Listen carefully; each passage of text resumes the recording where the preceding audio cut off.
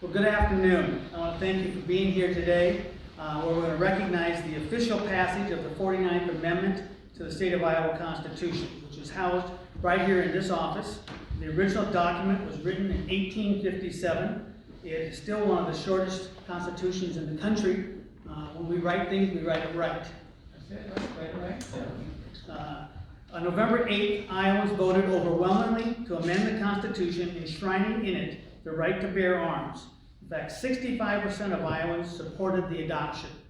Congratulations to all of you for your hard work and the efforts in securing its passage. My office has prepared certificates to present to you to recognize this occasion, and I'd just like to read what they say, if I could, right here. Whereas Amendment 49 to the Constitution of the State of Iowa was proposed by the 88th General Assembly in 2019 Acts, Chapter 168, and was readopted by the 89th General Assembly in 2021 Acts, Chapter 185. And whereas the people of the State of Iowa voted in the affirmative 748,363 to 399,959 to adopt the Amendment 49 to the Constitution of the State of Iowa on the 8th day of November in the year of our Lord, 2022.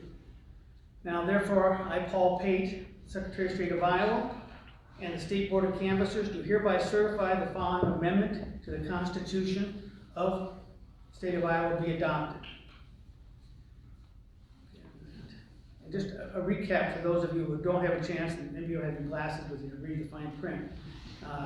The constitutional amendment reads, it's the right to keep and bear arms. Section 1A is the rights of the people to keep and bear arms shall not be infringed. The sovereign state of Iowa affirms and recognizes this right to be a fundamental individual right. Any and all restrictions of this right shall be subject to strict scrutiny. In testimony whereof I have hereunto subscribed my name and caused the seal of the Secretary of State to be affixed. Done at Des Moines this 9th day of December of this year of our Lord, 2022.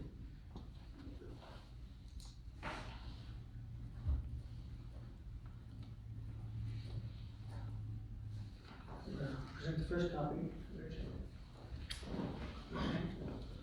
Thank you, Secretary. And I'm going to sign a few additions here in a moment so everybody can have one. We also have published the new edition of our Constitution with its amendments. They're available here for you before you leave if you like. They're in the back, including the most current one. So that as well. Thank you. And at this time, I'd like to ask someone in the Senate, Senator Schultz. Well, thank you, Mr. Secretary, and thank you all for being here for this incredibly important day. It's not very often that we get to use the word posterity in state government, but yet the gift that the Iowa people have given in binding the Constitution are chains that bind to government and protect the rights of the people. And for generations now going forward, the rights of the people of Iowa to keep and bear arms will be protected through this constitutional amendment. I'd like to thank everybody for their part in this, and thank you to the people of Iowa for voting for this. Thank you. I just want to say thank you to everybody that's had a hand in this, to everyone that's put effort into this. This has been a decades long in the making. And it would have happened without the people of Iowa, many people in this room who have spent countless hours, not only lobbying legislators, but talking with Iowans, explaining why this right and enshrining it in our Constitution is so fundamentally necessary. Iowans now have the best protections for the fundamental right to keep and bear arms of any state in the nation. And this is something, as Senator Schultz said, that will protect the generations from this point moving forward to make sure that their rights are not infringed upon. This is a monumental day for Iowans, with this amendment passing with over 65% of the vote, having passed in 97 of 99 counties. Iowans have made their voice loud and clear. Our liberties we prize, and our rights we will maintain. We've done a damn fine job, but we couldn't have done it without Iowans. So thank you very much, and let's move forward. Thank you.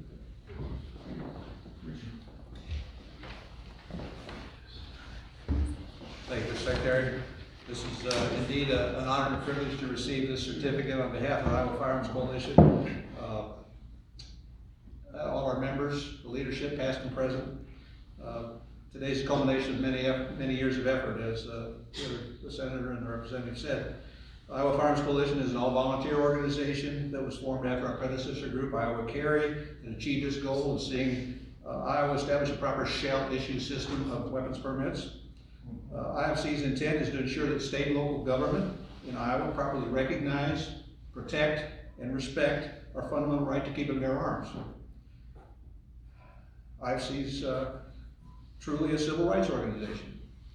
Over the last dozen years, we've seen Iowa's laws on weapons, use of force, and so on come very much in line with those goals. However, each and every improvement in the law was subject to being reversed, or worse, by the next or any future legislature. Now, with the ratification of this Freedom Amendment, as we call it, such a course will be much more difficult.